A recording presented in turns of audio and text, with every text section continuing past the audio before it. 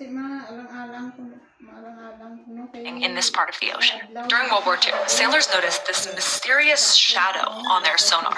It looked like the seafloor was only a couple hundred meters below them, but what was alarming was that it was moving.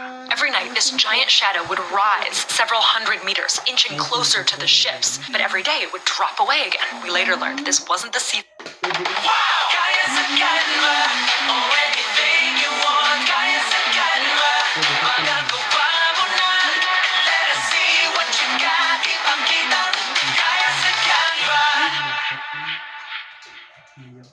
Floor, and it wasn't some hidden fleet, and it wasn't some giant monster. It was the world's largest migration. Billions of tons of animals leaving this dark zone to feed in the upper layer at night. Every single night, it's more biomass moving than like the Great Migration in Africa. Which means that hidden somewhere in all this empty is actually one of the most crowded places on Earth.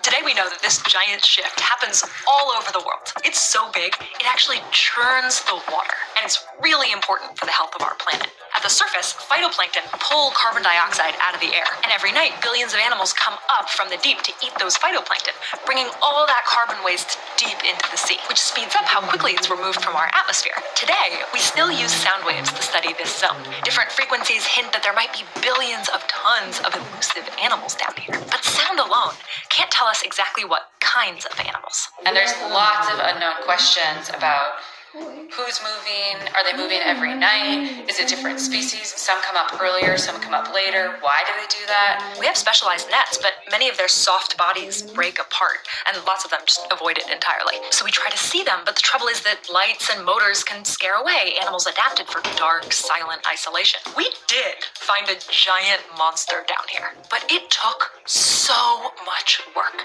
In 2012, scientists used a red LED light, invisible to most animals down here, and removed any motors to reduce noise.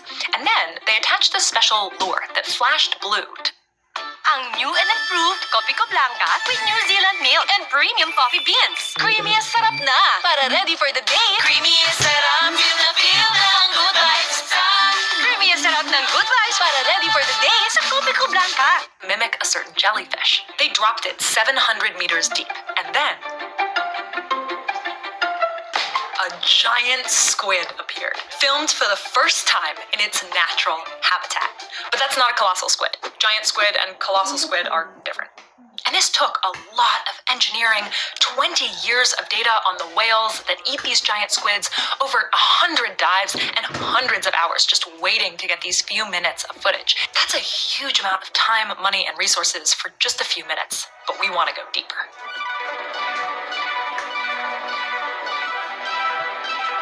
It's dark here. I mean, pitch black. Any trace of light is quickly absorbed. We're in the largest single habitat on the planet, accounting for 70% of all seawater. And we know that giant animals like that squid haunt this place because we see the scars left behind on whales. But what else? A brand new, monstrous, beautiful species could be lurking right outside our field of view, and we would never know it. This is a major problem with deep sea ocean exploration so far. You just gotta get so lucky. Most of what we see down here are scavengers, but we're still diving. Now, welcome to the abyss. It looks like a desolate desert here, with vast plains of mud and minerals, little metal spheres that have gained a lot of attention for deep sea mining recently. But also, alarmingly gigantic animals, like this 40-centimeter long isopod. That thing is 16 times bigger than its terrestrial relative. Or these 30-centimeter long amphipods that are over 10 times larger than their shallow water counterparts. We still don't fully understand why these animals grow to these enormous sizes down here, but our best guesses are that larger animals can go longer without eating and have slower metabolisms, which is great. Hi guys, welcome to Paul's POV. Dito tayo ngayon sa Megamo. Nai-interview kasi ako. Medyo kabado. But of course, nag-prepare naman ako for it. Gusto mo makita paano ako nag-prepare. Siyempre, ayaw nyo, di ba? Wala kayong choice. So, ganito siya. Fresh from the shower, toothbrush after, and the right deo for the ultimate confidence booster.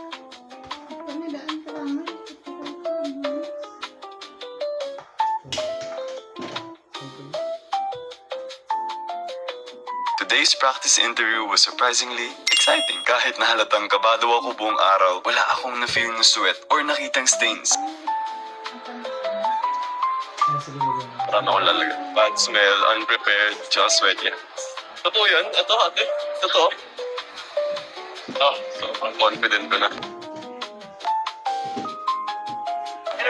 Hello. Hi, I'm Christy. Polo. Walk us through in terms of what do you want to be when you grow up? I really want to be like a megastar. Ano mo sa sarili mo pangarap? Talaga. Mag-PBB ganon and all.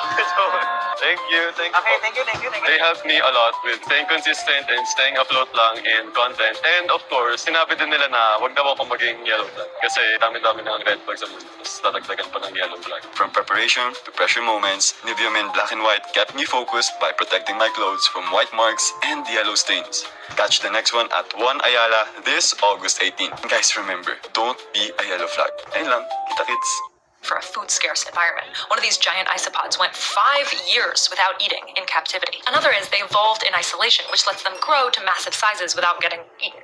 And the final one is about temperature, because it's freezing down here, 0 to 4 degrees Celsius. Colder water holds more oxygen, and freezing temperatures cause life to move in slow motion, letting cells grow to enormous sizes. You see this in the freezing waters around Antarctica, which results in something called polar gigantism. We think this is what led to the colossal squid. And these gigantic sea spiders. Oh my god, the ocean is terrifying. Oh wait, look, the Dumbo octopus. He's so cute. He comes down here sometimes. But we're still going even deeper into the Hadal Zone. Trenches here are deeper than Mount Everest is tall, and the pressure feels like 100 elephants standing on your head. And yet, we're still uncovering tons of life. We've gotten really good at improving our tools for exploring the ocean at all levels. But the big point here is, it's often expensive and time-consuming and even dangerous, which is why so much of what's down here is still invisible to us. We needed a new tool. Ideally, a cheaper one that can give us a really broad view of our oceans and all of the life here, and help us find that fly in the arena. And now, we have one. So I'm using this special water sampling kit, but to buy this and all of the equipment that we use, from our mics to our cameras to the software that we're going to use to edit this video, I used this. We just started to manage our finances. I can prove it too. This is the email that I got activating my account right after I published our launch video. January 31st, 2022. So if you love our show, Mercury has genuinely been behind all of our productions. And the reason for that is that it's all just incredibly easy. Opening an account, sending a wire, none of it requires phone calls, paperwork, or in-person visits. You don't have to do any mental gymnastics to figure out what you need to do, from the dumb stuff, on my end, like that time that I lost my card and then froze my account and then found my card and unfroze my account, to the smart stuff, like figuring out how to plan our finances and how we're gonna make this show. It's a financial technology company, not a bank. If you want to learn more about what they do, you can check the link in the description, or you can go to mercury.com. Now, back to our story. This little syringe holds traces of thousands of animals. I collected this sample from the Hudson River, so really, who knows what's in here? But this is the same thing that scientists are doing in the deep ocean. All the way down, through our oceans, life takes many different forms, but they all have something in common. They shed. That's snow. The feces and mucus and random scales and tissue particles. So they essentially leave behind little signals of who they are. Sometimes I just get told I just study poop all day, but there's all kinds of junk that's left behind. And we get all the way from bacteria to fish, all the way up to whales and sharks. So if we dip into that water, pull it up, and filter it, we can use those little pieces to extract DNA. Environmental DNA. eDNA. So what can you do with just a little bit of water? You can do two things. The first is, you can chase a specific animal that you already know exists. Go find your fly in the arena. Imagine the ocean is a giant bowl of alphabet soup, and you put your spoon in there and you sample it, but you're only looking for the letter A. Researchers will use short, single-stranded DNA sequences as a sort of magnet. These will ignore all of the other letters in your soup and latch on to only the one that you want. And we can say, well, they were here. We know they were here. And we've done this. This is an angel shark. It's critically endangered. And it's also an ambush predator that's really good at hiding. So for years, the only way that we saw them was when they were accidentally scooped up by fishermen, or just luckily spotted by divers. And so for a while, we thought they were extinct in this one particular area. But then, researchers sampled the water and they found spikes in angel shark DNA. So they sent the divers directly there, and sure enough, they found them. That sort of thing could help us really quickly find and protect and learn more about all kinds of species. It's being used right now to protect this guy and many others. This method can be faster than traditional methods and way less invasive. And speaking of invasive, we can also use it to identify where invasive species are. If one shows up in a port or in an area where it's not supposed to be, a dive team can really quickly go in and remove them. But what about searching the deep ocean for animals that we know are there, like the colossal squid? We are actually doing that right now in Antarctica. There's a group from New Zealand trying to take samples, and that's our goal, is to try and identify all of the cephalopods in the samples and trying to actually see the colossal squid. This could be so helpful compared to the luck that we need now. If you're sending a person out to look, they have to be there right at the right time. And so this is another way for us to sort of look backwards in time and say, well, was it here a day ago or 2 days ago? With enough sampling, there's a future where eDNA could tell us, hey, there's a lot of colossal squid DNA right here all the time, which could let us create heat maps of the animal's range. And it's not impossible to imagine a future where it doesn't take 20 years of whale studies to find a giant squid, or 100 years of just waiting for a lucky break. That is, by itself, incredible. But here's what I find most huge if true. What if we don't need to know who we're looking for? This is the second thing that you can do. You can hunt for the unknown. You remember this migration? Well, if we know that something is there, there's a good chance that eDNA can tell us who it is and at what times. So during the day, researchers go out and they collect liters of water from the surface and the twilight zone area to catch traces of hundreds of species at once. And instead of searching for one specific letter in that alphabet soup, they use something more universal, like find me all the vowels. And this will flag a bunch of species and then sort them based on the differences in their genes. And later, scientists can go back out and repeat the same process at those locations. So then, if you look at the changes in the DNA samples during the day versus the night, suddenly we have a much clearer picture of who is migrating at what times. And we're doing this hunt for the unknown in the deep sea as well. For us biodiversity scientists, it's the last frontier of exploration. What she found with just water was incredible. A world that we'd never seen with our eyes. We're seeing that there is hotspots of biodiversity, and we're detecting these amazing creatures that no one's really seen before or recorded before. A shark that we've only seen a handful of times. Giant squid. Even one animal that we so rarely see we once thought it was entirely extinct. All detected with just water. It's a really proof of concept that we can detect really small things in these huge kilometer scales of water. But most exciting to me is when researchers first sampled this area of the abyssal plain. What they found was shocking. You are never going to see the ocean the same way, because of the DNA that came back, 90% of it was unknown. 90%! They call it dark taxa. We think there are over 2 million different marine species in our oceans, and estimates say that we have documented less than 10%.